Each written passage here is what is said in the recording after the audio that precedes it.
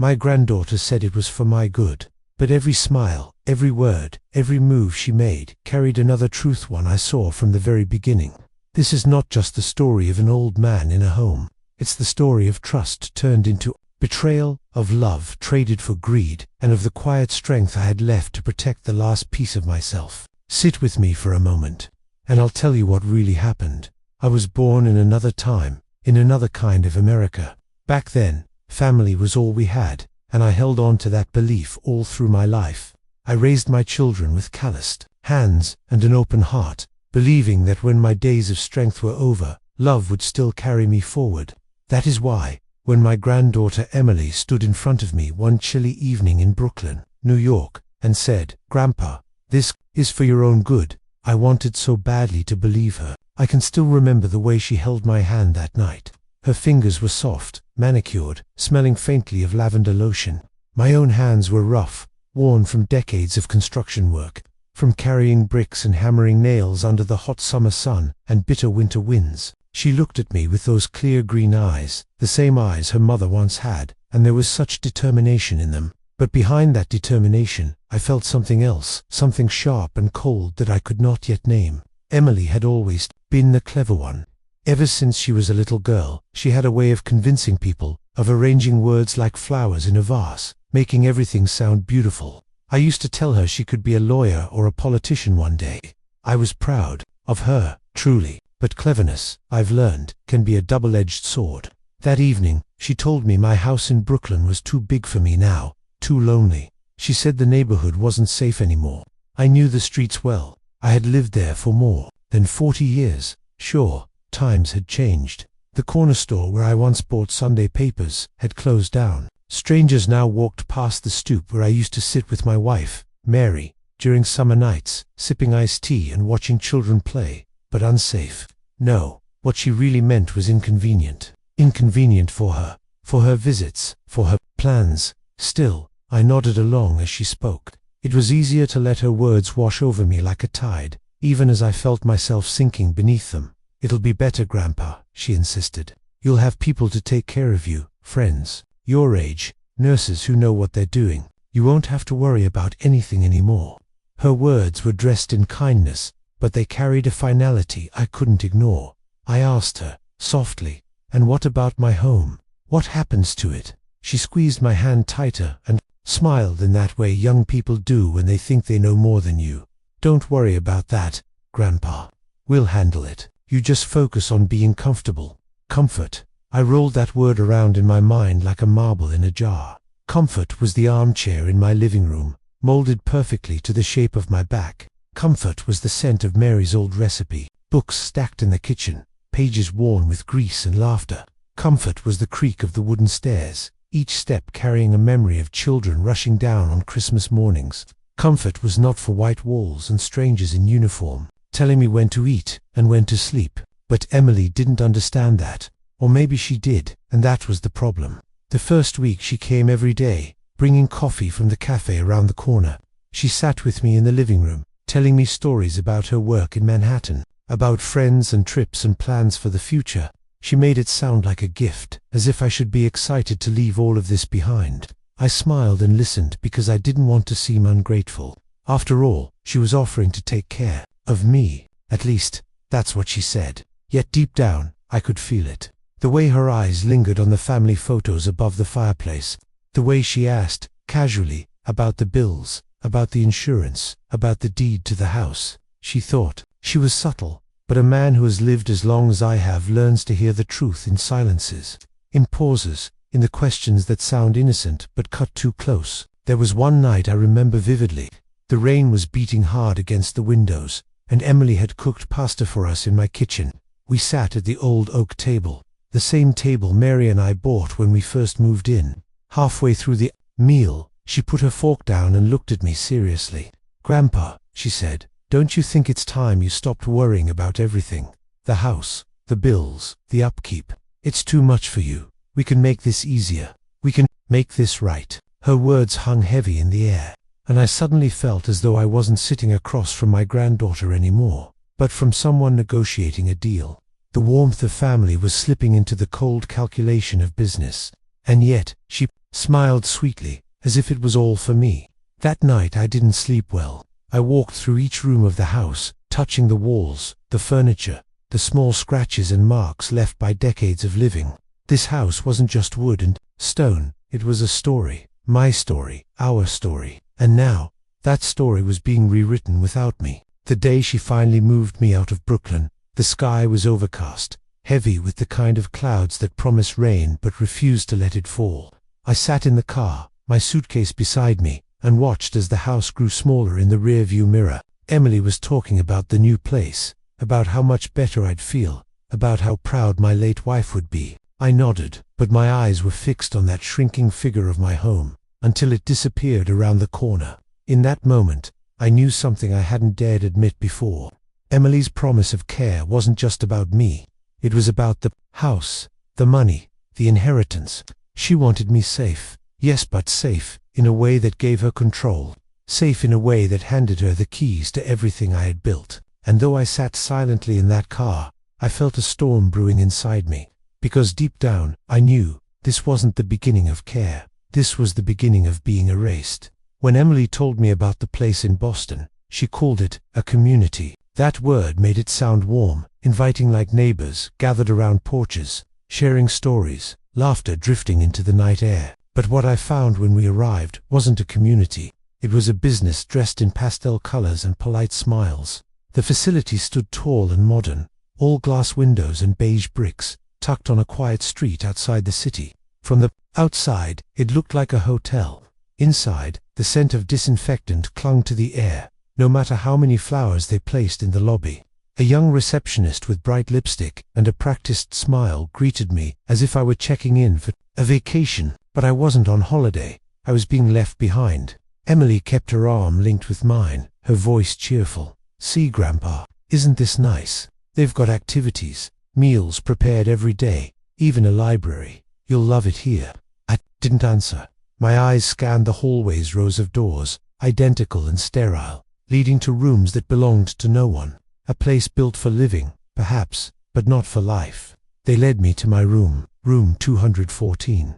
The number meant nothing to me, and that was the problem. My old room in Brooklyn, my room carried meaning. The wallpaper Mary chose decades ago, faded now but still standing. The photographs lining the dresser, the smell of wood polish mixed with her old perfume that lingered in the closet, though she had been gone for years.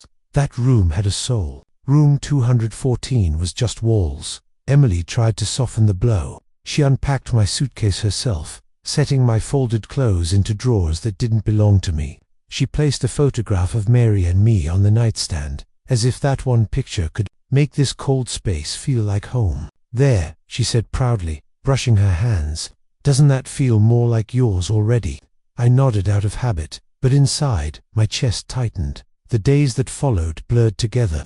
The staff were kind, in the way people are, trained to be kind, smiles that never reached their eyes, voices that carried sympathy without sincerity. They called me Mr. Johnson, though I longed for the simpler word, Grandpa. Meals were served on schedule, the same time every day. Breakfast at 8, lunch at noon, dinner at 6, no matter if I was hungry or not. I missed the freedom of my own kitchen, where I could fry eggs at midnight if sleep wouldn't come, or sip coffee at dawn while the city outside was still stretching awake. Here, freedom was replaced by structure, and then there were the other residents, men and women who sat in armchairs scattered around the common room, staring blankly at television screens, or at nothing at all. Some played cards half-heartedly, others dozed in silence. Their lives had been reduced to waiting for visits, for meals, for medications, for the inevitable. I tried to talk to them.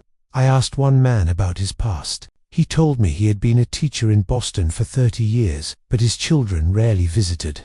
His voice carried no anger, only resignation.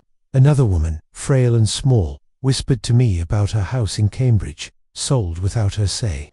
Her words trembled with bitterness, and as I listened, I realized I wasn't alone in my suspicion. Many of us were here not because it was best for us, but because it was convenient for someone else. Emily visited often at first.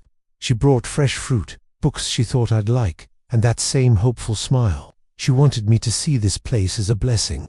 "You'll make friends, Grandpa," she said one afternoon, patting my knee. and you'll be safer here. Number 2. More worrying about stairs, or burglars, or groceries. Isn't that a relief? Relief. Another word she tossed around like a bandage, as if it could cover the wound. I smiled, but I didn't tell her that I missed my creaky stairs. One missed carrying bags of groceries home, even if it made my back ache. I missed the little struggles, because they were mine. They reminded me I was still living. One evening, as I sat by the window of room 214, watching the city lights flicker in the distance, I thought of Mary again. She would have hated this place. She loved the chaos of our Brooklyn home, the laughter of kids, the clutter of family gatherings, the constant noise of life happening all around us. This silence would have broken her. And maybe that's why it was breaking me too. I tried to tell Emily how I felt. One Sunday, while she sat beside me in the common room, I said quietly, "Emily, this doesn't feel like home. I don't belong here." Her smile faltered, just for a second. Then she leaned closer, her voice coated in sugar. "Grandpa, I know it's hard, but trust me, this is what's best. You'll see. Just give it time. Trust me." Those words echoed in my mind. Long after she left, I had trusted her when she said it was for my own good. I had trusted her when she said she only wanted to help. But the more I sat in that room, the more I realized that trust was being stretched thin, pulled apart by whispers of something else. Because each time she visited, she asked about the house. She wanted to know if I had spoken to the lawyer about transferring the deed. If I had looked at the papers she slipped into her bag. She asked with care in her voice, but urgency in her eyes. The home I never wanted in Boston became more than just a place of confinement. It became a mirror, reflecting the truth I didn't want to face. Emily hadn't brought me here solely for my safety. She had brought me here to make sure I was out of the way, neatly tucked into a corner, while she positioned herself to take everything I had left. And as much as that realization cut me, it wasn't the thought of losing my house, or my savings, that hurt the most. It was losing her, the granddaughter I once bounced on my knee. The girl who used to run into my arms after school, smelling of crayons and childhood dreams. She was still there, somewhere behind those green eyes, but she was buried under ambition, under greed, under something I couldn't reach anymore. That night, as I lay in the narrow bed of room 215 listening to the faint hum of the building's heating system, I whispered into the darkness, "Mary, if you can hear me, I don't belong here. This isn't home." And for the first time in years, I felt truly homeless, not because I had no roof over my head, but because I had been stripped of the place where my heart belonged. Memories of London lost sometimes, when the nights in Boston grew too long and the silence too heavy. My mind drifted far from room 214. I would close my eyes and suddenly find myself walking through the streets of London, the city of my youth. I could almost hear the hum of buses, the chatter of crowds, and the rhythm of life that once carried me forward with purpose. It was in London that I first learned the meaning of hard work. My father was a dock worker, a quiet man who spoke with his hands more than with words. He taught me that dignity wasn't about wealth or titles, it was about sweat, effort, and honesty. When I was 16, I left school to help him, carrying crates until my arms ached. London was not an easy place then, but it was alive. It had a heartbeat, and I felt part of it. I remember the small flat where I grew up. 2 rooms, barely enough space for all of us, but it was filled with warmth. My mother would hum old Irish tunes while she cooked, filling the air with the smell of stews and bread. On Sundays, we'd walk to Hyde Park, and I'd dream of the future, never imagining I'd one day sit in a quiet room thousands of miles away, longing for the noise of those days. London was also where I met Mary. She was only 19, working at a bakery near Piccadilly. I first saw her through the window, dusting flour from her apron, her cheeks flushed from the oven's heat. I don't know if love at first sight exists, but what I felt then was close enough. I found excuses to pass by that bakery every day, until one afternoon I finally walked in and asked for bread I didn't need. She laughed when she caught on. That laugh became the music of my life. We married young, too young by today's standards, but we had no doubts. We moved into a tiny place in East London, barely enough space for a table and 2 chairs, but it was ours. Those walls heard our plans, our arguments, our laughter. It was there that we dreamed of a bigger life, one across the ocean, in America. Leaving London was the hardest decision I ever made. My parents cried when I told them. My father said, "This city raised you. Don't forget it. and I never did. But opportunity was calling, and I wanted more for Mary and for the children we hoped to have. So we sailed to New York, carrying only suitcases, a few pounds, and hearts full of hope. That's why it stings so deeply now, sitting in Boston, treated like a fragile relic. Because I remember the man I was in London, the man who carried crates on his back, who worked until his muscles burned, who built a family from nothing. That man was strong. That man was free. Here, in this so-called community, freedom has been stripped away, and dignity seems to have been misplaced among the schedules and routines. They treat me as if I've forgotten my past, as if my story no longer matters, but in my heart, London still lives. Sometimes I dream of Mary in those London days. I see her walking down the streets with her scarf blowing in the wind, her laughter echoing off the stone buildings. In those dreams, I'm young again, chasing after her, both of us full of life. I wake up with tears on my face, not just from missing her, but from realizing how far I've fallen from those days of vitality. Emily doesn't know these memories. She doesn't ask. To her, my past is an obstacle, something that complicates her plans. She wants me to forget London, forget Brooklyn, forget everything except the papers she places in front of me. But how could I? London shaped me. It was the foundation upon which I built everything. Without it, I am nothing but a shadow. One afternoon, as I sat in the Boston lounge, I overheard a man playing the piano. The melody was faint, but it was Greensleeves, a tune my mother used to hum in London. My chest tightened, and for a moment, I wasn't in Boston anymore. I was back in that cramped kitchen, smelling stew and hearing her soft voice. The tears came before I could stop them. The pianist noticed and asked gently, "Does this remind you of home?" I wanted to answer, but the words caught in my throat.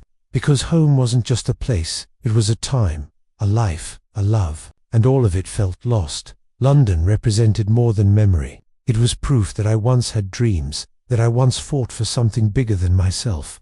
And yet, here I was, reduced to a man waiting for visits, waiting for meals, waiting for a granddaughter's next demand. The irony isn't lost on me.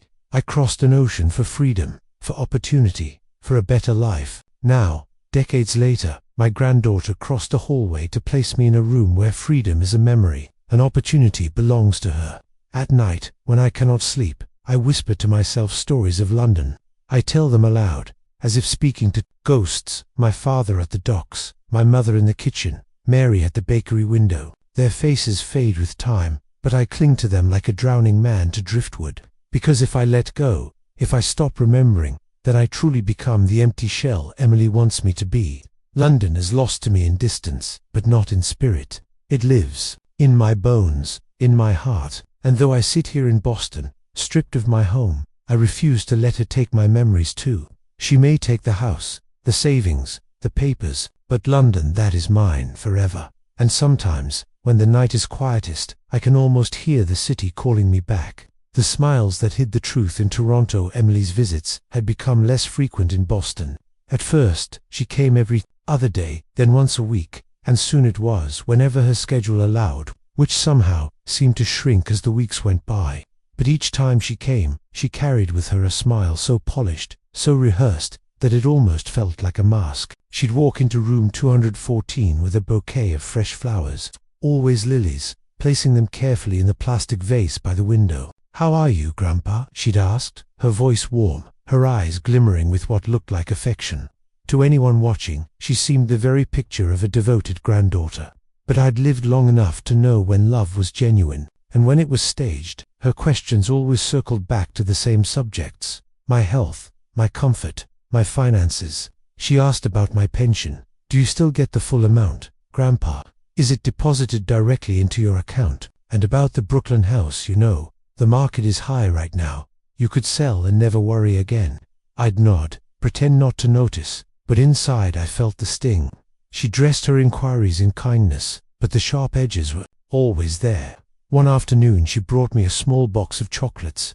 She set it on my lap and said, "These are from a trip to Toronto. My friend lives there now, such a beautiful city. Grandpa, maybe you could visit one day." Toronto, I hadn't been there in decades, but her words unlocked a flood of memories. Mary and I once took a train there for a weekend getaway. I remembered the crisp air, the towering CN Tower, and the way Mary's laughter echoed across the lake as we walked hand in hand along the waterfront.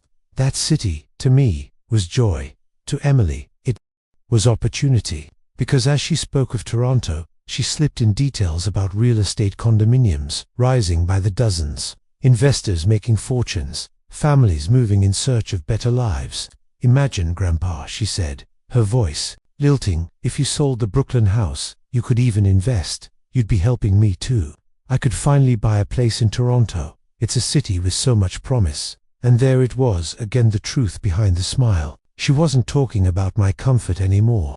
She was talking about hers. I stared at her as she spoke, and for a moment I caught a glimpse of that little girl. She used to be the one who ran to me with scraped knees, who begged for bedtime stories, who sat on my lap while I showed her how to whittle wood. That child would never have thought of me as a burden, never have calculated my worth in dollars and deeds. But the woman in front of me had learned to hide her intentions behind charm. That evening, after she left, I sat in the common room, with the box of chocolates unopened beside me. Another resident, a woman named Margaret, leaned over and asked, "Was that your granddaughter? She seems lovely." I smiled faintly, but inside, the words twisted like a knife. She seems lovely, yes. To others she appeared caring, thoughtful, devoted. They didn't see the questions about bank accounts. They didn't hear the way her voice shifted when she spoke of houses and investments. They only saw the smile. And that's when I realized how dangerous a smile can be. It can conceal hunger, ambition, even betrayal. Emily's smile was like the city of Toronto itself, bright, clean, full of glass towers that gleamed in the sun. But beneath that shine, there were cracks. One night, as I lay in bed, I remembered vividly that trip to Toronto with Mary. We'd walked into a small cafe near Yonge Street. The owner had greeted us like old friends, pouring steaming cups of coffee, his smile genuine, warm, uncut. That was the kind of smile that fed the soul. Mary had whispered to me, "This city feels alive, doesn't it?" I nodded then, believing it with all my heart. But Emily's Toronto was not the same. For her, it wasn't about life or love. It was about leverage. Weeks passed, and her visits grew shorter. She stopped bringing books, stopped asking about the meals or the nurses. Instead, she came with folders tucked into her handbag, always careful to keep them half hidden. "Just some paperwork," she'd say lightly when she noticed my eyes. Lingering, "Nothing you need to worry about yet." Yet, that word clung to me like a shadow. One afternoon, she leaned forward, her voice soft but insistent. "Grandpa, do you trust me?"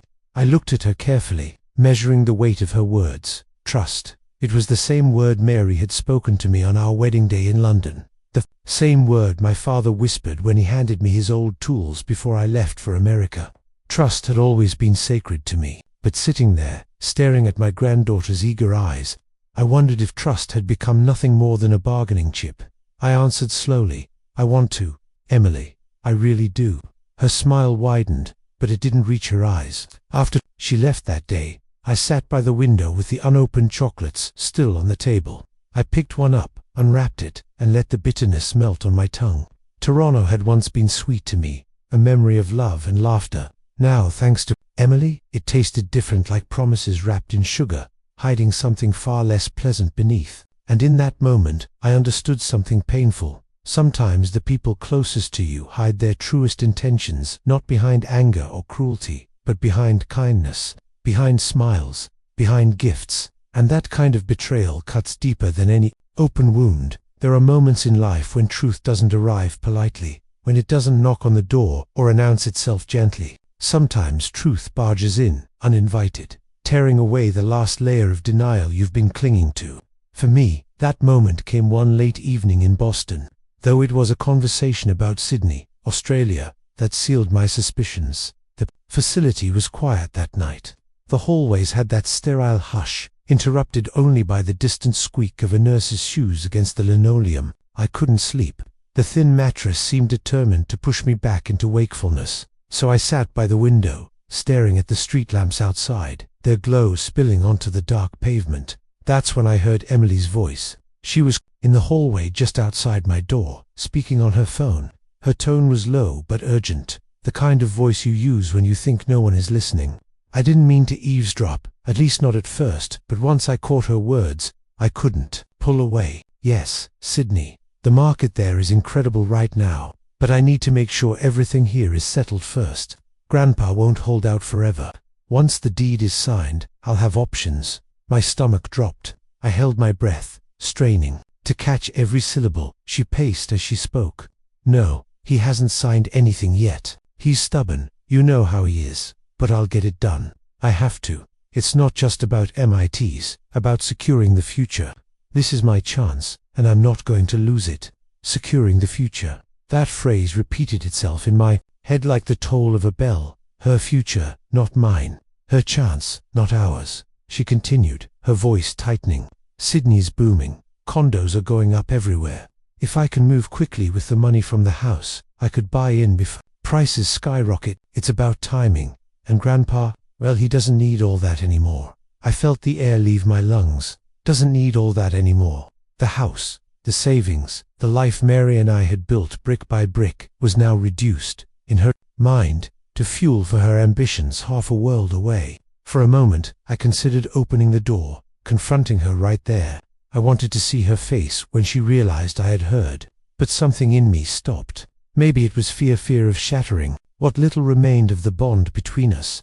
Or maybe it was the quiet hope, buried deep inside, that I had misunderstood, that she was simply speaking carelessly, exaggerating to whoever was on the other end of the call. But deep down, I knew.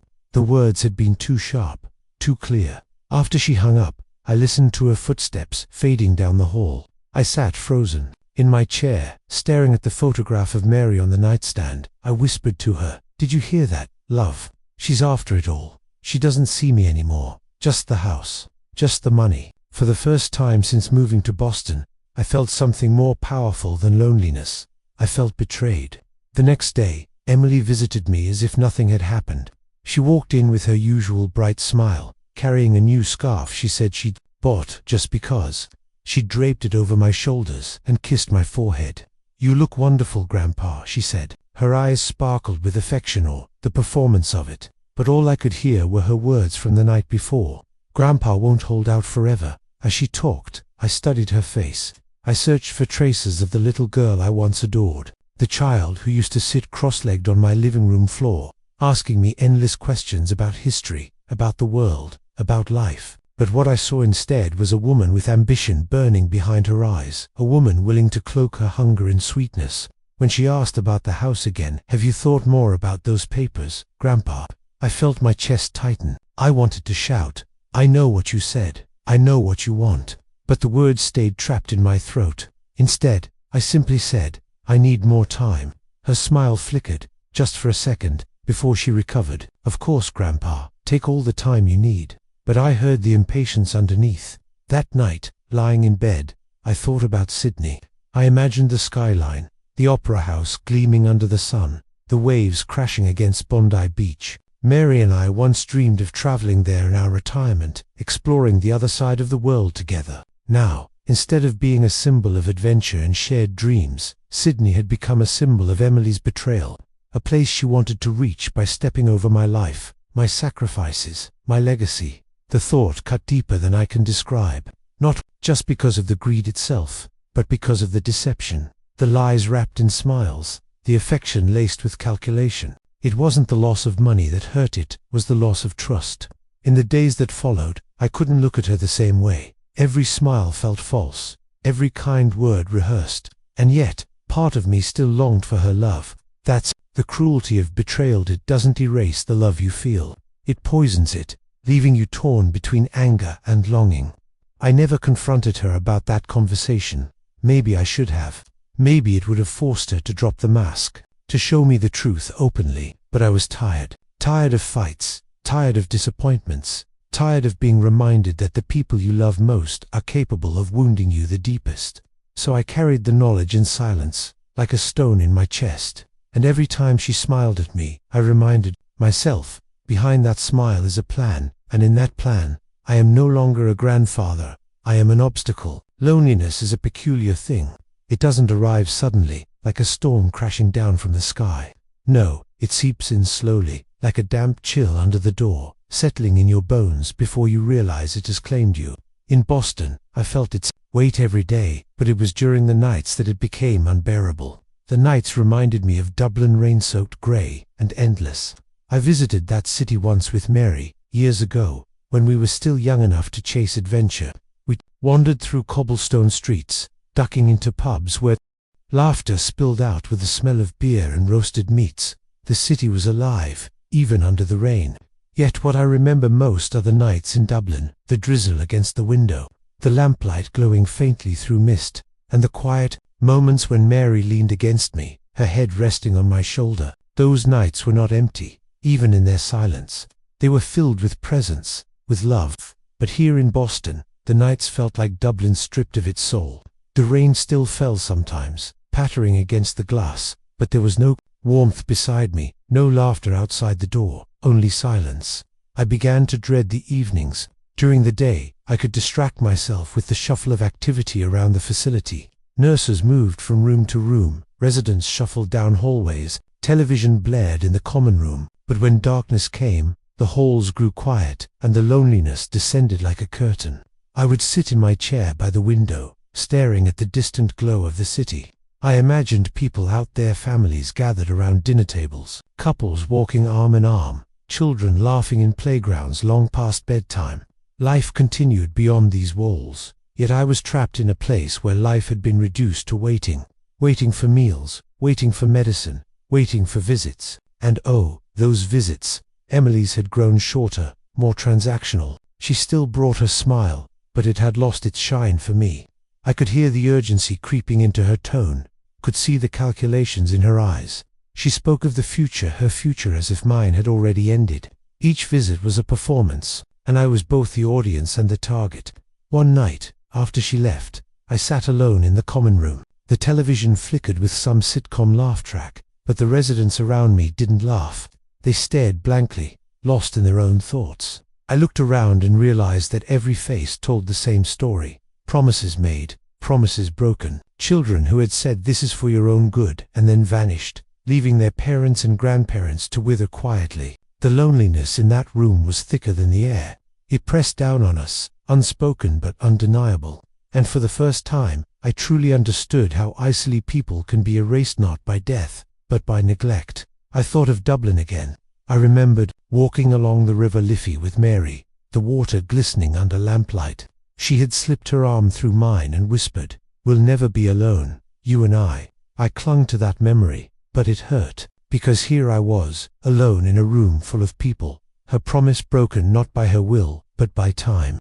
Loneliness also brings clarity. In those nights, stripped of distractions, I could no longer deny what I had overheard in the hallway, what I had suspected all along. Emily wasn't caring for me out of love. She was caring for me out of convenience, positioning herself to claim what I had built. The smiles, the gifts, the soft words, they were not for me. They were tools. And yet, despite everything, my heart ached, not from anger but from longing. I longed for her love, genuine and uncalculated. I longed for one visit where she would sit beside me, hold my hand, and talk not about deeds or pensions, but about memories, about family, about life. But each time she came, I was reminded that I was no longer her grandfather. I was an obstacle, a signature waiting to be extracted. One particular night, the rain poured heavily, tapping against the glass, like impatient fingers. I closed my eyes and imagined I was back in Dublin. I could almost hear the fiddles playing in a pub, almost feel Mary's warmth beside me. For a moment, I let myself believe it, and then a nurse knocked on my door to remind me about my pills, and the illusion shattered. The loneliness of Dublin nights had been beautiful, filled with companionship and hope. The loneliness of Boston nights was cruel, filled with absence and betrayal. And as I lay in my narrow bed, listening to the rain, I realized something painful. I was no longer waiting for life. I was waiting for an ending. Yet even in that despair, a small flame of defiance burned. Emily could take my house, my savings, even my freedom, but she could not take my memories. She could not take Dublin nights with Mary, or London mornings with my parents, or Brooklyn summers on the stoop. Those were mine, untouchable. So I whispered into the dark, as if Mary was still beside me. They can take everything else, love, but they can't take us. They can't take the life we lived. And in that whisper, I found a strange kind of comfort. Not enough to erase the loneliness, but enough to survive it. The day the papers appeared in Chicago, Chicago was never a city I thought I'd see again. I had passed through it once in my younger years, on a train journey that took me from the East Coast to the Midwest. I remember it as loud, busy, alive with the sound of traffic, horns, and voices spilling out of diners on every corner. Back then, it represented movement, opportunity, the kind of place where a man could start fresh. But when I found myself there decades later, the city had lost its shine. I wasn't there for opportunity. I was there because Emily had arranged it. She had said with her usual smile, "Grandpa, there's a wonderful place in Chicago. Better facilities, more care, more comfort. You'll like it, I promise." By then I had stopped believing her promises, but I lacked the strength to fight. My body was weaker, my independence already stripped away piece by piece, so I let her move me, like luggage she was storing for safekeeping. The facility in Chicago was larger than the one in Boston. It had high ceilings, brighter lights, and a lobby that tried too hard to look like a hotel. But behind the polished floors and framed paintings, it was the same routine, the same meals at fixed times, the same hollow smiles from staff, who rotated shifts like clockwork. A cage, no matter how polished, is still a cage. Emily visited a week after I arrived. She came bustling through the door with a bouquet of roses red, this time, not the daisies she usually brought. She hugged me tightly, almost too tightly, and whispered, "This is for the best, you'll see." But I saw something else that day, a leather folder under her arm. She placed it carefully on the table in my room, like it was precious cargo. My heart sank, though I didn't yet know what it contained. We talked for a while, rather she talked. She spoke about her new job, about how demanding life in New York had become, about her plans for the future. And then she slid the folder across the table toward me. "Grandpa," she said, her voice soft but rehearsed, "these are just some legal documents, formalities really, things that will make everything easier for both of us." I stared at the folder, my fingers trembling slightly as I opened it. The papers were dense, filled with legal terms and signatures, but I didn't need a lawyer to tell me what they meant. She wanted control. Control over my house, my accounts, the savings Mary and I had built over decades of sacrifice. I looked up at her, and for the first time I saw her without the mask. The smile was there, but her eyes betrayed her. They weren't the eyes of a loving granddaughter. They were the eyes of someone closing in on a prize. "Emily," I said quietly, "do you think I don't know what this is?" She blinked, feigning innocence. "It's just paperwork, Grandpa. Things families do all the time. It's for your protection, my protection." Those words cut deeper than any knife. I had worked my whole life to protect my family through long hours at the factory in Brooklyn, through sleepless nights when Mary was ill, through every bill paid and every sacrifice made. And now, the very granddaughter I had held in my arms as a baby was standing before me, using that word as a weapon. I pushed the papers back toward her. "I'm not signing anything today." Her smile faltered for the briefest moment. "Grandpa, you don't understand. This is important. It ensures everything is taken care of." "I understand perfectly," I replied. My voice was steadier than I expected. "I understand that you've been waiting for this moment. All those visits, all those flowers, they weren't for me. They were for this." Her cheeks flushed, and for a moment I saw the truth flicker across her face. Then she straightened, masking it again with a sigh. "I'm only trying to help." Help, another word twisted into something cruel. That night, after she left with the unsigned papers, I couldn't sleep. I lay awake, listening to the faint hum of traffic from the city beyond the walls. Chicago's noise reminded me of life outside, of movement, of freedom. Yet here I was, imprisoned not by steel bars, but by betrayal.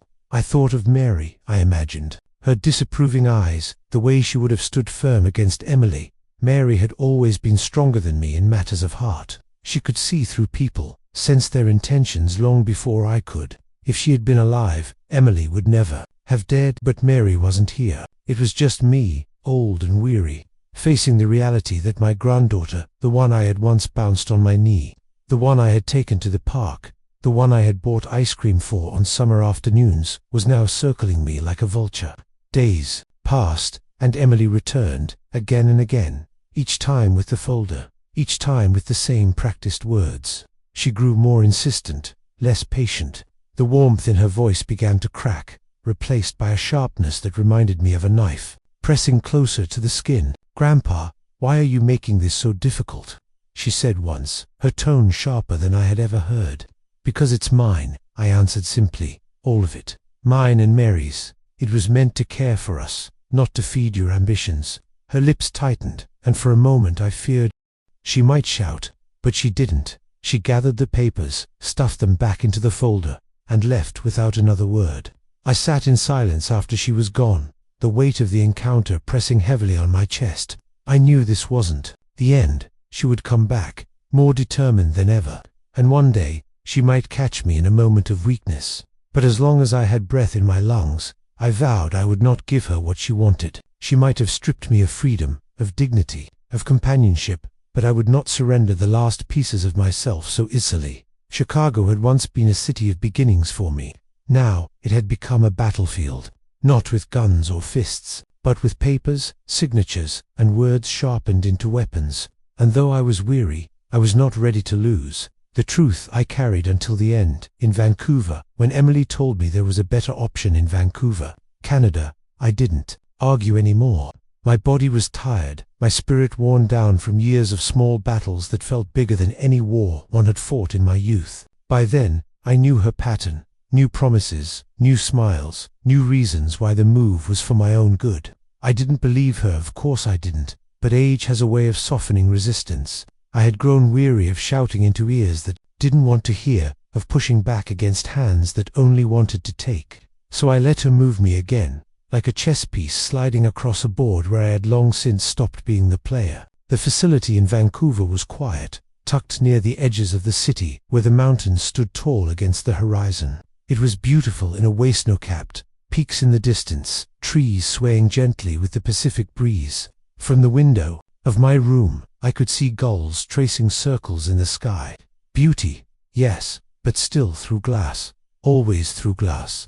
I spent long hours at that window. Sometimes I imagined walking beyond it, out, past the gate, down the road, toward the water. But the truth was, I couldn't walk more than a few yards without my legs trembling. The body betrays you slowly, and by then, mine had already surrendered. Emily visited less frequently in Vancouver. The distance from New York gave her excuses, busy schedules, flights that were too expensive, obligations she couldn't ignore. I didn't mind. Her visits had become a weight more than a gift, each one a reminder of the game she was playing with my life. Still, every now and then, she appeared always with that leather folder, always with the same thinly veiled persistence. I never signed. The nurses grew fond of me, though a few of them good souls, kind-hearted, sat with me during long afternoons. One, a young man named Daniel, would read aloud from books when my eyes were too tired to follow the lines. Another, Claire, reminded me of Mary, her gentle way of fixing a blanket, of asking softly, "Are you comfortable, Mr. Johnson?" It wasn't family, but it was something. And sometimes, when the night felt especially heavy, something was enough. But loneliness doesn't leave. It lingers in the corners of the room, in the silence after the lights go out, in the ache of wanting to hear a voice that will never return. Mary's voice, my son's laughter, the echoes of a family that once was. I knew, deep down, that I was nearing the end. The body tells you things long before doctors do. My breaths came shorter, my hands shook more often, and the cold seemed to cling to my bones, no matter how many blankets I pulled around me. One evening, as the sun dipped behind the mountains, Emily arrived again. She looked older than I remembered. Life had hardened her too, though in different ways. She sat across from me, folder in hand as always.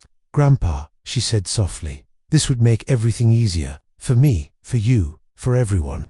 I looked at her for a long moment. Really, looked at her. Beneath the ambition, beneath the hunger for control, I saw a trace of the little girl I had once carried on my shoulders through Prospect Park, the girl who had laughed at the sight of ducks on the pond, who had clung to me when she was scared of thunderstorms, and in that moment I felt something shift inside me. Not forgiveness, no, I could not give her that, but perhaps understanding. She had grown up in a world that rewarded ambition, that taught her to measure worth in numbers, in possessions, in control. Maybe somewhere along the way, she forgot the lessons of love, of family, of gratitude. Or maybe she never learned them at all. I placed my trembling hand over the folder and pushed it gently back toward her. "No, Emily," I whispered. "I won't give you this, not because I hate you, but because some things must remain mine. My dignity, my choices, my truth. You've taken enough, I won't let you take this too." Her eyes watered, though I don't know if it was regret or frustration. She stood quickly, muttered something about needing air, and left the room. I never saw her again. That was the last time. In the days that followed, my strength dwindled. I stopped going to the common area, stopped pretending to watch television with the others. I stayed by the window, watching the mountains. I thought often of Mary, of her laughter echoing through our old Brooklyn home. I thought of the nights we danced in the kitchen with no music playing, of the mornings we shared coffee before the day began. And I thought of Emily, my granddaughter, my blood, the one who said it was all for my good, but whose eyes betrayed her truth from the very beginning. The truth I carried until the end was this: I knew what she wanted, what her smiles hid, what her words concealed. She thought she was clever, thought she was patient, thought she could outwait an old man, but I was not blind, I was not fooled. That knowledge was both my curse and my strength. It hurt me more than any loneliness to see her love traded for greed, yet it also gave me the resolve to hold firm, to keep one last piece of myself untouched by her hands. When the end came, it was quiet.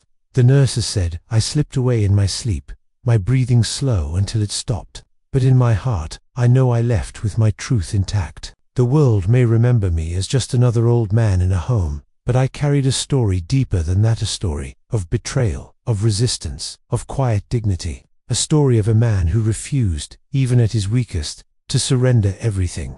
From my window, in Vancouver, I watched the final sunsets of my life, and though my heart was heavy, I held on to the one truth that mattered. My granddaughter said it was for my good, but I knew, from the very beginning, what she truly wanted, and I left this world knowing I had not given it to her.